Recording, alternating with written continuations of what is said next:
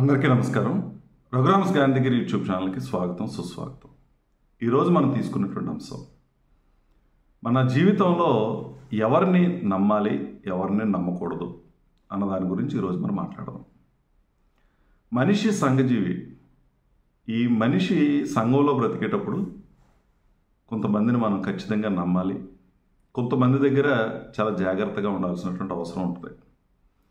నేను ఒంటరిగా ఉంటాను, నేను ఎవరిని నమ్మను, నా పని నేను చేసుకుంటానంటే ఈ సమాజంలో బ్రతకడం చాలా కష్టం. నీ ఎదుగుదలకి, నీ జీవన ప్రయాణానికి ఖచ్చితంగా కొంతమందిని మనం నమ్మి తీరాల్సిందే. అది కుటుంబంలో బంధాలు అయి ఉండొచ్చు, కుటుంబ సభ్యులు అయి ఉండొచ్చు, మిత్రులు, స్నేహితులు, వ్యాపార సంబంధాలు, లేదా ఉద్యోగం చేసేటప్పుడు అక్కడ ఉన్నటువంటి మనుషులు, ఇలా చెప్పుకుంటూ పోతే ఈ సమాజంలో మనుషులతో సహజీవనం అనేది సర్వసాధారణమైనటువంటి విషయం. ఈ జీవన విధానంలో మనం ఎలా ప్రవర్తించాలి, ఏ మనుషుల్ని ఏ రకంగా అంచనా వేసుకోవాలి అన్న దాని గురించి తెలుసుకున్నప్పుడు కొంతవరకు మనం జాగ్రత్త పడేటువంటి అవకాశం అనేది ఉంటుంది. ఈ ప్రపంచంలో మానవ సంబంధాలన్నీ కూడా నమ్మకం మీద ఆధారపడి ఉంటాయి. భార్యాభర్తల సంబంధం దగ్గర నుంచి కుటుంబంలో ఉన్నటువంటి తల్లిదండ్రులు, పిల్లలు, లేదా కుటుంబంలో ఉన్నటువంటి ఇతర బంధాలన్నీ కూడా నమ్మకం మీద ముందుకెళ్ళేటువంటి పరిస్థితి ఉంది. ఇక జీవితం భాగస్వామితో పాటుగా వ్యాపార భాగస్వాములు, వ్యాపార సంబంధాలు, లేదా కస్టమర్స్, ఇలా చెప్పుకుంటూ పోతే స్నేహితులు, మరి ముఖ్యంగా ఈ మానవ సంబంధాల విషయంలో ఆర్థికపరమైనటువంటి అంశాలు చాలా ప్రధానమైనటువంటి కీలకమైనటువంటి అంశాలకు మారాయి. మనుషుల్ని మోసం చేయటం, నమ్మక ద్రోహం చేయటం బంధాల విషయంలో, అలాగే వ్యాపార సంబంధాల విషయంలో, ఇవి కూడా మనం తరచూ ఈ సమాజంలో చూస్తున్నటువంటి పరిస్థితి. అయితే ఒక మనిషిని నమ్మాలి అని అంటే తనలో ఉన్నటువంటి అసలు లక్షణాలు ఏంటి, తను చేసేటటువంటి పనులు ఏంటి, తను ఆలోచిస్తున్నటువంటి విధానం ఏంటి, ఇవన్నీ కూడా అంచనా వేసుకోవాలి. స్వార్థంతో ఉండేటువంటి మనుషులతో మన సహవాసం ఇబ్బంది కలిగించేటువంటి పరిస్థితి ఉంటుంది. ఎవరైతే కొంచెం త్యాగగుణం కలిగినటువంటి వాళ్ళు ఉన్నారో, అంటే ఎదుటి వాళ్ళ శ్రేయస్సు కొరకు, ఎదుటి వాళ్ళని బాగు చేయడం కోసం కొద్దిగా నిస్వార్థంగా ఉండగలగటం, కొద్ది గొప్ప త్యాగగుణం కలిగినటువంటి వాళ్ళతో సంబంధాలను నెరపటం కొంతవరకు మంచిదవుతుంది.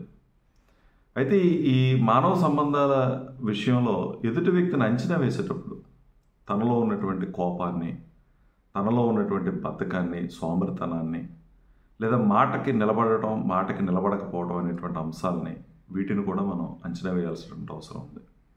ఏ బంధమైనా సరే విడిపోయిన తర్వాత, కోపం వచ్చిన తర్వాత నీకు హాని తలపెట్టినటువంటి బంధం అయితే మనకి ఇబ్బంది లేనటువంటి పరిస్థితులు ఉంటుంది. అటువంటి స్నేహాలు చాలా అవసరం. బంధాలన్నీ కలకాలం శాశ్వతంగా ఉంటాయని లేదు. అభిప్రాయ భేదాలు ఉండొచ్చు, ఇబ్బందులు వచ్చి ఉండొచ్చు. నీ మీద కోపం వచ్చినంత మాత్రం చేత నిన్ను వదిలి వెళ్ళిపోయేటటువంటి బంధాలతో జాగ్రత్తగా ఉండాలి. వెళ్ళిపోవడంతో పాటుగా నీ మీద కక్ష సాధించాలి, పగ తీర్చుకోవాలనేటువంటి ఆలోచనతో ఇబ్బంది పెట్టే వాళ్ళతో కూడా జాగ్రత్తగా ఉండాలి. నిజంగా శత్రువు కన్నా మిత్రుడితోనే చాలా జాగ్రత్తగా ఉండాల్సిన అవసరం ఉంది. ఎందుకంటే నీ యొక్క మంచి చెడులన్నీ తెలిసినటువంటి వ్యక్తి, నీ యొక్క రహస్యాలు తెలిసినటువంటి వ్యక్తి నీ మిత్రుడు అవుతాడు. తనను కనుక శత్రువుగా మారితే చాలా రకాలైన సమస్యలు వస్తాయి. అందుకని ఈ నమ్మకం అనేది మనం చాలా జాగ్రత్తగా చూసుకోవాలి. ఎదుటి వ్యక్తి నమ్మకస్తుడుగా నీకు ఉండాలి అని అంటే మొట్టమొదట నువ్వు ఆ ఎదుటి వ్యక్తికి నమ్మకంగా ఉన్నటువంటి వ్యక్తి అవునో కాదో ఒకసారి నిన్ను నువ్వు అంచనా వేసుకోవాలి, తెలుసుకోవాల్సినటువంటి అవసరం ఉంది. అందుకని వాళ్ళు చేసేటటువంటి పనుల్ని, వాళ్ళు మంచి చేస్తున్నారా లేదా చెప్పుడు మాటలు నీ దగ్గరికి వచ్చి చెప్పడం, ఎవరి గురించి నీ దగ్గరికి వచ్చి మాట్లాడటం, అనవసరమైనటువంటి విషయాల్లో తలదోర్చడం, నీ వ్యక్తిగతమైనటువంటి విషయాల్లో ఎక్కువగా తలదోర్చడం, లేదా నీ మీద పెత్తనం చేసేటటువంటి ఆలోచన ఉన్నటువంటి స్నేహాలతో కూడా జాగ్రత్తగా ఉండాల్సిన అవసరం ఉంది. ఒక 6 నెలలు కనుక మనం ఒక అంచనా వేస్తే తను చేసేటటువంటి పనులు, తన ఆలోచన ద్వారాని మంచి చేసేటటువంటి లక్షణాలు ఉన్నాయా, లేదా చెడు చేసేటటువంటి లక్షణాలు ఉన్నాయా, ఒకరి గురించి ఒకరికి తప్పుడుగా మాట్లాడిన గుణాలు ఉన్నాయా, ఇవన్నీ అంచనా వేసుకోవాలి. ఎందుకంటే వేరే వాళ్ళ గురించి నీ దగ్గర చెప్తూ ఉన్నాడు అని అంటే ఇదే విషయాలు, నీ విషయాలు తీసుకెళ్ళి వేరే వాళ్ళకి చెప్పేటటువంటి అవకాశం కూడా లేకపోలేదు. అందుకని మాట్లాడేటువంటి తీరు, నీ దగ్గర ప్రవర్తిస్తున్నటువంటి తీరు, ఇవన్నీ కూడా మనం బ్యారేజ్ వేసుకోవాల్సినటువంటి అవసరం ఉంది. లేకపోతే ఇబ్బందులు మనంతటా మనమే కొని తెచ్చుకునేటువంటి పరిస్థితి ఉంటుంది. ఎవరిని నమ్మకపోవడం కూడా పెద్ద సమస్యే. ఎవరినైనా కొద్దో గొప్ప నమ్మాల్సిందే. నమ్మకుండా ఏ పనులు ముందుకెళ్ళవు. అయితే ఈ నమ్మకం విషయంలో నీతిగా నిజాయితీగా మనం ఉండటం, నీతిగా నిజాయితీగా ఎదుటి వ్యక్తి కూడా ఉండేలా చూసుకోవటం అనేది చాలా ప్రధానమైన అంశం. ఇది మన పురాణాలు, ఇతిహాసాలు మనం ఏం చూసినా అన్నిట్లోనూ కూడా నమ్మకస్తులైనటువంటి స్నేహితుల ద్వారా లబ్ధి పొందటం, నమ్మించి మోసం చేసినటువంటి వాళ్ళ నుంచి ఏం జరిగిందో నష్టాలు కూడా మనం చూస్తూనే ఉన్నాం. అలాగే మన జీవితంలో కూడా జాగ్రత్తగా అంచనా వేసుకోవడం అనేది చాలా ప్రధానమైన అంశం. మనిషి సంఘంలో బ్రతుకుతున్నప్పుడు ఈ క్వాలిటీస్ చాలా ఇంపార్టెంట్ అనే విషయాన్ని మనం గ్రహించగలగాలి. సమాజంలో మనుషులను అంచనా వేయగలగడం, వాళ్ళ ప్రవర్తనని అంచనా వేయగలగడం, వెంటనే స్నేహాలు చాలా ప్రమాదాన్ని గురితేస్తాయి. వాళ్ళు ఏంటో తెలుసుకున్న తర్వాత స్నేహం చేసేటటువంటి ప్రయత్నం మనం చేయాలి. మీకు అనిపించవచ్చు స్నేహంలో ఇవన్నీ ఏంటి అని. ఖచ్చితంగా చూసుకోవాల్సినటువంటి అవసరం ఉంది. ఎందుకంటే సమాజంలో చాలా రకాలైనటువంటి మార్పులు వచ్చేసినాయి. మనిషి ఏది మాట్లాడినా దాని వెనకాల ఏదో ఒక అర్థం ఉండి మాట్లాడుతున్నటువంటి పరిస్థితులు చూస్తూ ఉన్నాం. ఎవరు ఏం చెప్తున్నా సరే ఎందుకు ఆ విధంగా మాట్లాడుతున్నారు. కొంతమంది విపరీతమైనటువంటి పొగుడుతూ ఉంటారు మనని, అవసరం ఉన్నా అవసరం లేకపోయినా. దానికి మనం పొంగిపోయి స్నేహాన్ని కనుక కొనసాగించి వాళ్ళు ఏది అడిగితే అది చేసి రకరకాలైనటువంటి ఇబ్బందులు కొని తెచ్చుకోవడం చాలా ప్రమాదకరమైనటువంటి విషయం. అందుకని నీకు ఆపద తలపెట్టినటువంటి మనుషులు, నీకే కాదు ఎవరికి ఆపద తలపెట్టినటువంటి మనుషులతో స్నేహం మంచిదవుతుంది. నిజంగా సత్కర్మలు చేయకుండా తప్పుడు పనులు చేస్తూ తప్పుడు మార్గాల్లో డబ్బు సంపాదించాలన్న ఆలోచనతో, లేదా శత్రుత్వాన్ని పెంచుకుంటూ ఎవరో ఒకరి మీద కక్ష సాధించాలన్న ఆలోచనతో, కింద పడేయాలనేటువంటి ఆలోచనతో ఉన్నటువంటి స్నేహితుల దగ్గర కూడా చాలా జాగ్రత్తగా ఉండాలి. ఎందుకంటే ఈరోజు వాళ్ళు ఆ విధమైనటువంటి ప్రవర్తన రేపు మీ మీద కూడా చూపించేటటువంటి అవకాశం ఉంటుంది. బంధం ఎలా ఉండాలి అని అంటే, మనం కలిసి ఉన్నా కలిసి లేకపోయినా మన శ్రేయస్సును కోరుకునే విధంగా ఉండాలి. కోపం వస్తే ఒకలాగా, ఆనందం వస్తే ఒకలాగా ఉండేటువంటి బంధాలతో ఇబ్బంది కలిగేటువంటి పరిస్థితులు ఉంటాయి.